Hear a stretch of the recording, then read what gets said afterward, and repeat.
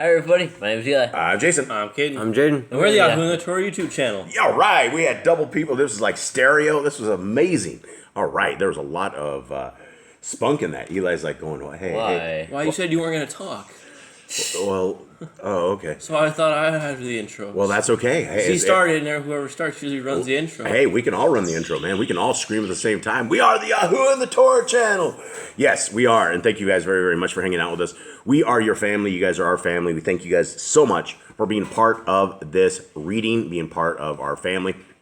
Yesterday was extremely wild. It went from right after we did our reading. There was about a 3-foot snake that one of these snakes that one bite, one kill kind of snake that you don't want to get bit by. It came in our back door, and I saw it back there. We stressed slightly, and Miss Nicole looks at me like, "What was that? Why'd you look at me like that? Why'd you look at me, woman?" That wasn't a slight stress. You were very on edge afterwards. Yes, there was a 3-foot snake that I had to kill with a hoe that I had with almost bare feet in my own house. Yeah, it was slightly stressful, and I had to get all of my furry family away from the snake first of all, so the furry family didn't get hurt, and then I had to take care of my non-furry family, and yeah, it was a very stressful situation. On top of that, we are dealing with supposedly some kind of hurricane that this country has never ever had touched landfall before. Now we don't know if there's some geo-engineered hurricane on its way or not. But what we do know is that we do know that our Creator is very valiant to save us. That He is always there to save us, and He has always saved us. He saved us from fires. He saved us from horrible investors. He saved us from all sorts of things in this world that took us to school year after year for many, many years. And so that is the lesson that we can basically bring to you guys, is that it doesn't matter how bad it is, our Creator has His hand on you, and He loves you. He knows how many hairs are on your head. He knows everything about you. And this is the reason that we encourage everybody to keep the laws, statutes, and commandments of our Creator. The first 5 books of Scriptures: Genesis, Exodus, Leviticus, and Numbers, and Deuteronomy. Anyone that knows our channel, anyone that's ever listened to us, will understand that this is the theme of what we are always speaking of. There is no better way to live. There's no better way to the future. There's no other real way to the future. If we are not obeying the laws, statutes, and commandments of our Creator, then by default, our daddy is Hasatan, the devil, because we are doing what he wants us to do. And if we are doing what the devil wants us to do, then we are his. And we don't want to be his. We want to be the one who is, we want to belong to the one who is the creator of the universe, the one who loves us so much that not only did he give us a guidebook and tell us how to live, how to worship, how to operate, how to treat our neighbor, but he also sent his son, Yahushua HaMashiach, Jesus the Christ, who came and was a perfect blood-bought, born sacrifice for us, that by his blood that he broke the curse of the Torah. And I'm watching Miss Nicole over there just juggle a whole bunch of spices off the shelf, and she didn't make it. She got the first 2, but she didn't get the third one. Good try. Good try, Miss Nicole. So that's all the background noise. And so, guys, that is what we are trying to show people, is that is the way forward. And the reading that we are reading today is an interesting reading. Most people have never ever seen this. Now, Boss Clan, us, the 5 of us in this house, we just got done with, 4 of the 5 of us just got done with this gnarly Bible project, where we ended up basically putting 103 books completely back in order. And we ended up with this Apocrypha. And this Apocrypha was in a very, very bad state. The manuscripts that we got about a year ago on this Apocrypha that we've been putting together had commas in the middle of the sentences, had words that didn't belong, had stuff that throughout the years, people, I guess, put these out, but they never ever went back through and fixed them and made them as perfect as possible. And that is what we have done. And this is the reading that we are doing today, is the writings of Elijah. And it comes from the book of the Order. And if you guys would like to purchase this, and if you guys would like to help Boss Clan, and when I say helping Boss Clan, there's not a single dime that ever goes from any of the scriptures, from anything, from any donation ever, that goes to us, to our family. What this goes to is this goes to the prison ministry. This goes to putting these scriptures, this particular scriptures that you guys are reading right here, into prisons. is putting them into prisons and into the hands of prisoners who are unable to get anything like this. And so if you guys are able to purchase this, this is how you can help us and help this prison ministry. It has 103 books in there, including the writings of Elijah, which we are reading right now. And it's under the, it's labeled Order of the Ancients. It's actually the writings of Elijah. Okay, so with that, we will begin. And before that, I need to give you guys a quick, this is where to download, right here. There's this, the Apocrypha has just barely been updated as of yesterday. You guys will want to grab this and you will want to get Revision 4. Revision 4 is very important to have. When you guys go into this, scroll down just a little bit and go right here. And make sure that you guys have Revision 4, because if you guys have the older Revision 3, we probably just got done fixing another 500 mistakes that were throughout this Apocrypha on our final read before this goes to print. So this is the final version before it goes to print. Make sure that you guys are at Revision 4, as well as Revision 4 on our main scriptures. And they are all available for free, absolutely free. It's in the description. You guys can grab these and pop them there. All right, gentlemen, are you guys ready to rock and roll on this? Let us talk briefly about what happened yesterday, and what kind of book are we reading here exactly? Just so we got the intro to who is the writer, what this book's about. It was from Elijah. He said that he's making this book. There's a book like this before, apparently sometime before, but it's called the Book of like the Ancients, I think, or something like that. Order of the Ancients, yeah. There's a lot of different things that are attributed under the Order of the Ancients. And and he said that this is going to be like the guide to like priesthood, and like he starts off by saying that if you want to start this off, you need to be following in the Torah. Yeah. So this book says the exact same stuff that we have always said. And it's about keeping obedience to the Torah. It's about walking with our Creator. It's about following in the footsteps of our Messiah. Now, as we read some of the stuff in this book, it's definitely about what you would probably call like a commune, a community group of people that have decided to hang out together. And when the kingdom comes, I believe it's going to be a lot like the kingdom come. I think it's going to be like one big family. I don't know if we'll be separated like we are now. I think it'll be like something of this. Now, as we read through this book, please understand that these are the guidelines, these are the requirements, these are the things that if you want to be right next to Yah, if you want to be in his kingdom path, if you want to be a part of it, this is what they do, and this is how they did it. This is straight out of the mouth of Prophet Elijah to his cohort, to his little fella, Elisha. And so what we're seeing here are things that all of us can apply to all of our lives, because we want to essentially be in this little commune.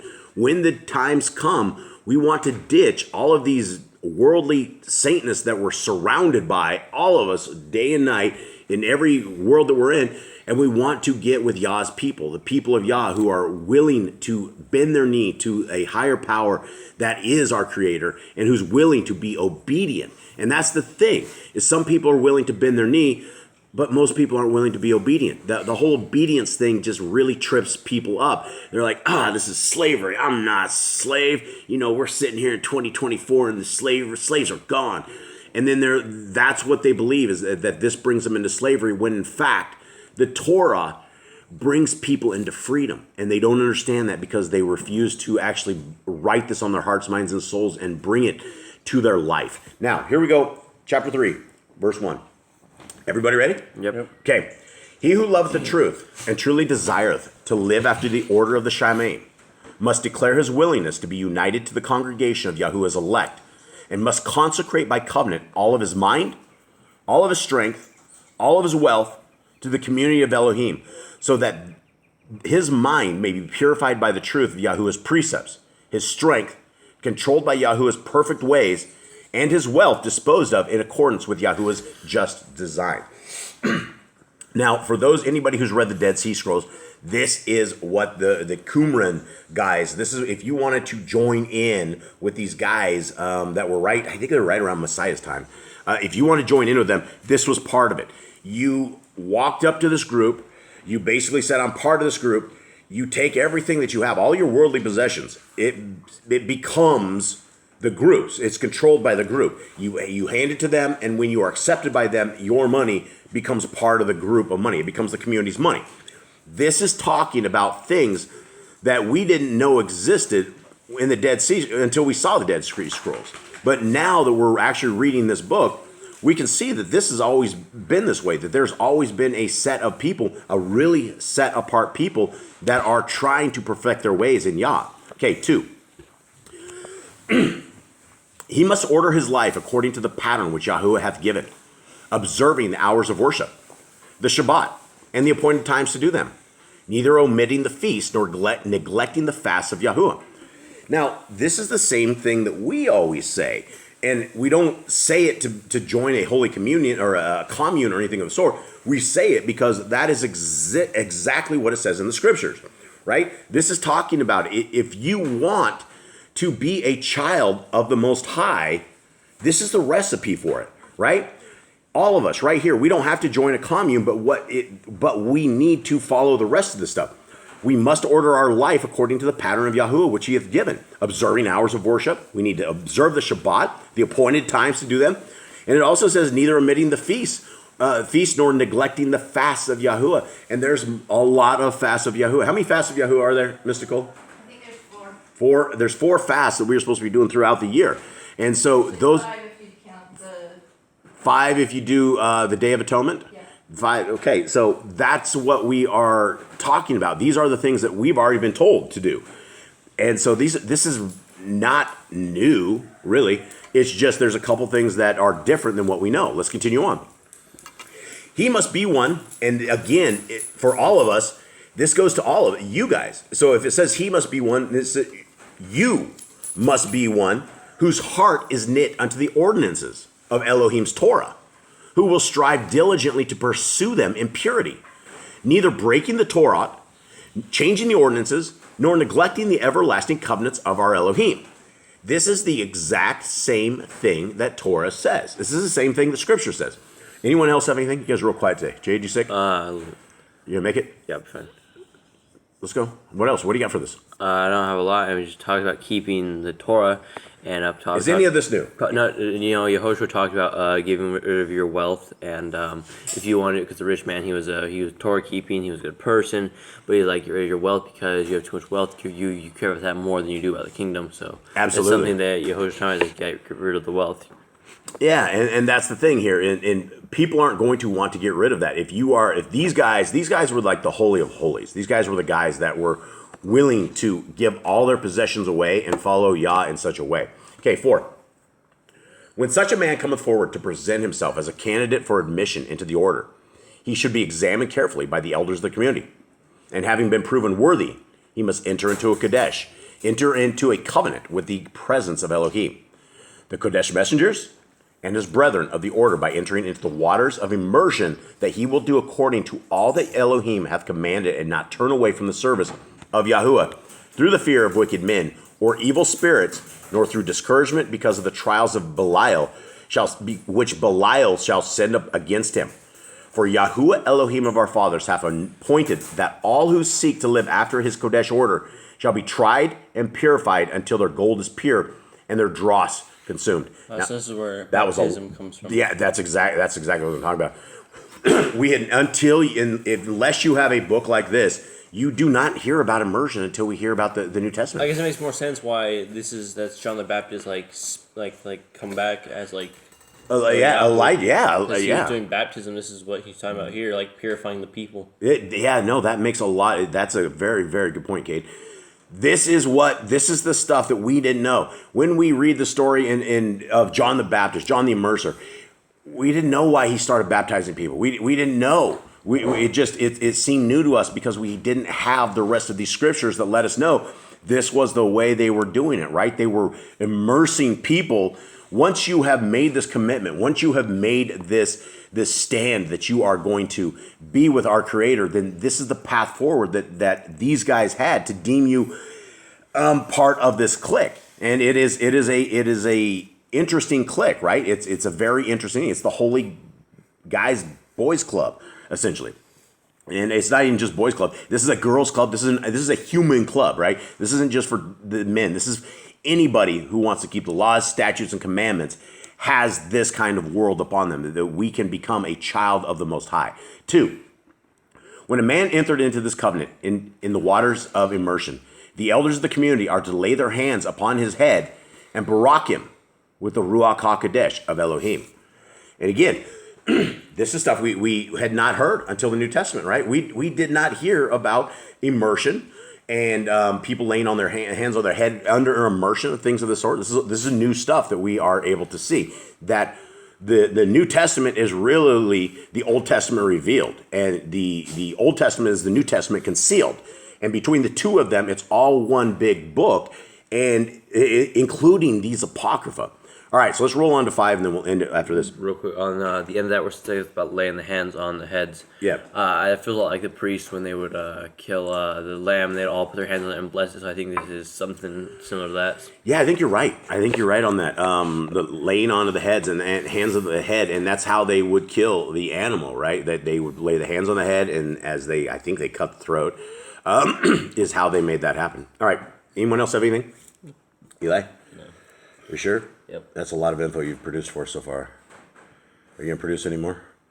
Nope. All right, we'll leave it at that then. Okay, 5. At the end of each year, every member of that community is to be interviewed from first to last, that the spiritual standing of each in the community may be determined. Kind of like a yearly review, like at your job. You're like, all right, how was your yearly review? Well, How you feel you're doing your job? Yeah, yearly review. What this does is this gets rid of the terrors, right? Because you will have people that come in and they will be on fire. And you see that in the Torah community. You see people that are on fire. You see them rocking and rolling. And then you see them fall away from faith. And then you see them turn even further. And they are anti-Yah and they're anti-Messiah. And they essentially are, they just turn 180 degrees. 2. This is needful, so as long as Belial continues to hold sway as the Elohim of this world. Now, this translation is a little bit different because Belial, we don't have this in regular scriptures, this word Belial. It's like darkness or like wickedness. It's Satanist. I think it's darkness, wickedness. This is a capital, so this one's talking about Satan himself. This is talking and also continues to sway as the Elohim of this world, right? And so there are lowercase Elohims, right? There's not just Elohim Most High, but we have lowercase Elohims, and they're mighty ones, right? Something of that sort. And so, but they're not good mighty ones; they're evil ones. 3.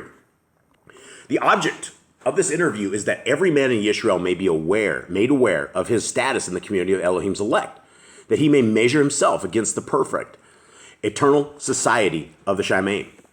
If any man finds that he is being governed by a law which is beyond his desires, then let him be placed among those who live after his own heart. So this is what we hear from the Christians, right? It's the same thing. Like we're under the law, we're under bondage. He's like, put them with the rest of the world. Put them.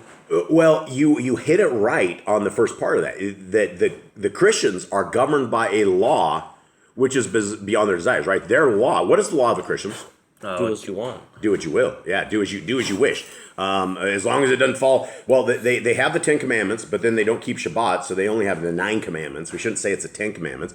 And if you start judging them based upon that, they might even get like a 60-70% on that. So that's all the commandments they have, right? Do as thou wilt. It's Aleister Crowley's motto, right? The master Satanist of them all, one of the most greatest evil dudes of all. His motto, which he set off with the Freemasons, with all these evil people, is "Do as thou wilt," right? And that's the guy that he was into sex magic. He was into all this evil stuff. He murdered tons and tons of young children. Aleister Crowley was just a very, very evil dude.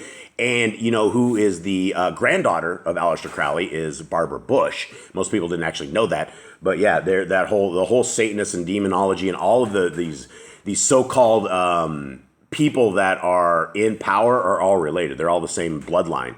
Probably some sort of reptiles or something. But We're off track. I'm not going there. Okay, here we go. If any man, so 5. If any man will qualify himself to live a Torah higher than he is living, let the opportunity be given to him to live that Torah. Thus, no man in Yisrael need to be abased below his ability, to qualify nor exalted above his desires to live after the pattern of the Shamayim. Thus, all members of the community will stand, each in his proper place, according to his true evaluation of his standing before Elohim. Let those who judge in these matters judge according to correct principle, in profound humility, being full of charity and equity toward their brethren and sisters, that the society of the Shamayim may flourish among you, being sanctified by love and unity in Yahuwah or Elohim. And that's a huge thing right there, right? Love and unity. It's hard to find that, right? It's hard to find Yah-loving people that are in unity with the word and the wills and the ways of our Creator.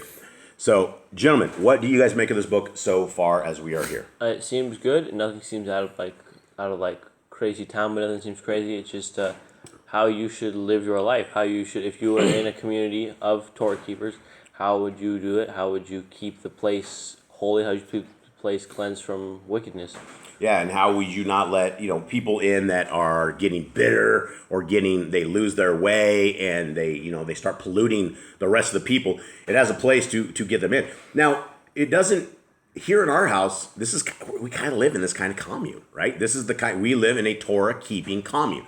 If somebody here in this house is doing something outside of Torah, they're going to get beat, right? We're going to take it doesn't matter who it is, me, wife, kids. If one of us, we start doing stuff outside of Torah, it will be a huge deal in this house. Like, can you guys imagine if I brought you guys home a pork loin, right? What would you guys do? That'd be a very awkward situation. It would be awkward, right? Because we know we can't eat it, but then we know we shouldn't be touching the stuff, and then the best we could do is give it to our dogs. But that's the kind of things you guys wouldn't just look at me and start eating the pork loin, right? Would anybody here eat the pork loin? No. Are you sure? I could dress it up and make it look really good. No. Are you sure? Yeah. All right, because there's ham sandwiches that are real, real good, but we shouldn't be eating them. So with that, everybody, we thank you guys very much for hanging out with us with our discussion. We're always crazy here. We're always going all over the place. Hope you guys forgive us if we ever offend you. Hope you guys love us if we mess up. We do definitely love you guys, and please keep us in your prayers as we are finishing up this Bible project. Hasatan is obviously trying to get our family killed. And so it is a very dangerous environment we live in. And the biggest thing that we want to do right now is get this Bible project completely done. And Miss Nicole is finalizing kind of things. We've already paid the people in India. All we got to do is get them the final print, which Miss Nicole is going to have inside of about a week. And you guys have that final print in front of you. You guys can download it. It's on the PDFs right now. It's completely free. And for anybody that does want to purchase these and have a hard copy of this, these Bibles are very, very nice. It's 14.5 font. It's large print. It is a beautiful, beautiful copy. It has 3 bookmarks as well. And so it's going to be a blessing. So thank you so much, everybody. We love you. Have a wonderful day. All right, shalom.